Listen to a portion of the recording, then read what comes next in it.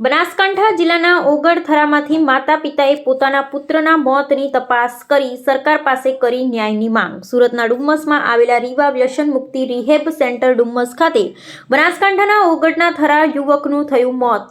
વ્યસન મુક્તિ માટે મોકલેલા ધવલ રાઠોડ નામના યુવકે કાઉન્સિલર દ્વારા માર મરાયાનો આરોપ। બેરહેમીથી લાકડી વડે માથાના ભાગે અને કિડનીની ભાગે ઈજા પહોંચાડ્યા હોવાનો લગાવ્યો આરોપ। શંકાસ્પદ મોત મામલે રીવા વ્યસન મુક્તિ રિહેબ સેન્ટર ડુમ્મસના 4 વ્યક્તિઓ વિરુદ્ધ નોંધાયો ગુનો। તાત્કાલિક કેસ ચલાવી યોગ્ય ન્યાય આપવા પરિવારજનોની માંગ। અહેવાલ રામજીભાઈ રાયગુર। વ્યસન છોડાવવા માટે મૂક્યો તો મારા દીકરાને કઈ જગ્યાએ? ડુમ્મસ સુરત। હજી તો શનિવારે મૂક્યો છે 7 વાગે। રવિવારે મારા છોકરાની હત્યા કરી નાખી છે। ખાલી ગોળી ના ગળી એમાં તો એના મા બાપને કહેવું પડે, એના ભાઈઓને કહેવું પડે, તમારે તો ગધેડીનો ના મારવાના હોય ને। બીજો આ તો મારા દીકરાને મારે, તમે બીજાને આવું કરતા હશો ને।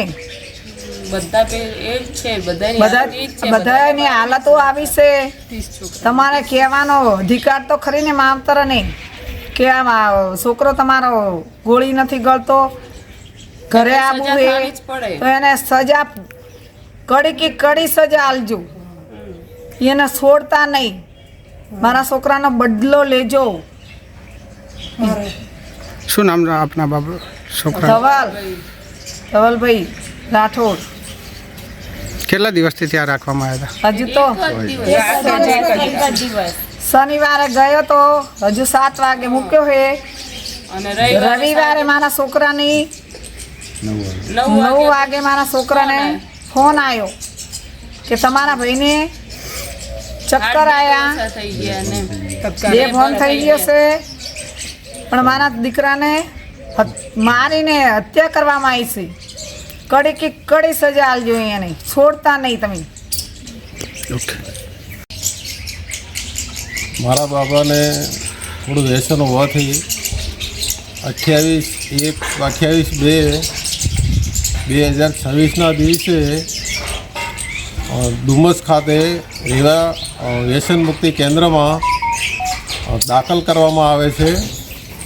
શનિવારે સાંજે 28 તારીખે મારા બાબાને મારો નાનો બાબો દાખલ કરવા જાય છે। સાંજે 6 વાગે દાખલ કરીને આવે છે અને રવિવારે સાંજે રાત્રે 9 વાગે ફોન આવે છે કે તમારા દીકરાને ઓક્સિજન ઘટી ગયું છે, એની તબિયત બથડી ગઈ છે, એને ચક્કર આવે છે, પડી ગયો છે, એટલે કે હું દવાખાને સુરત લઈને આવું છું, તો તમે કે સુરત દવાખાને આવો, નીરવને એવું કહેવામાં આવે છે।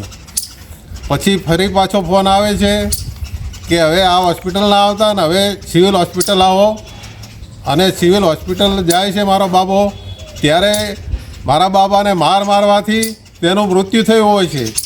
અને હું એ જોઈને ધકાઈ જાઉં છું અને મારા હોશ ઉડી જાય છે। મને ખૂબ દુઃખ થયું છે।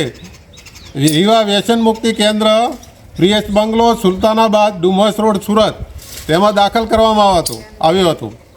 એટલે આનો ન્યાય મળે અને એ બધા જે ચલાવતા હતા કેન્દ્ર, એના જે ટ્રસ્ટીઓ હોય તેમની સાથે ધરપકડ કરવામાં આવે અને કડકમાં કડક સજા આવે, એવી મારી માગણી ને લાગણી છે।